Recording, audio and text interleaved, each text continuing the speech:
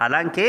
یاد ساتئ چې د کم انسان په مقدر کې الله تعالی تکلیف نه لیکلی د دنیا تمام بادشاهان د راجم شي تکلیف نشي ور رسولی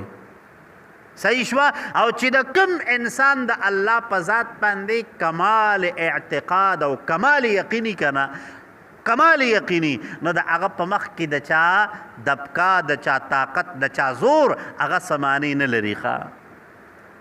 پوهېږئ او ما درته مخکې واقعه ویلې وه د عبدالله ابن تامر صاحب والا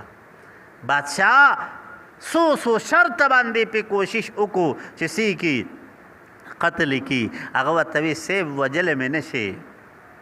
مړولی مې نه شي وی ها زه درته د خپل مرګ یو طریقه ښیم په هغې باندې نو وی څنګه یو لوی میدان کې به دا تمام خلق راجمع کړي او بیا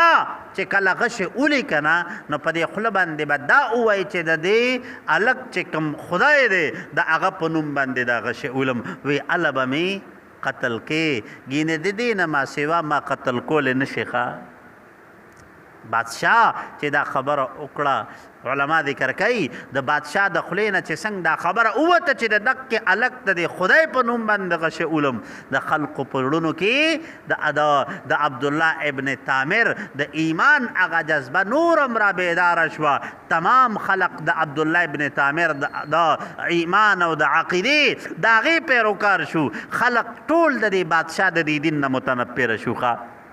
پوهیږئ نو چې کم انسان د الله په ذات باندې اعتماد ساتي د دنیا یو طاقت هم هغه د الله د په ذات ته اعتماد نه او د دنیا د دې اسبابو نه نشي ارولی ښه او د الله په ذات باندې اعتماد کې ولا څه کبی نشي راوستی خبره مو دین تراله ښه جي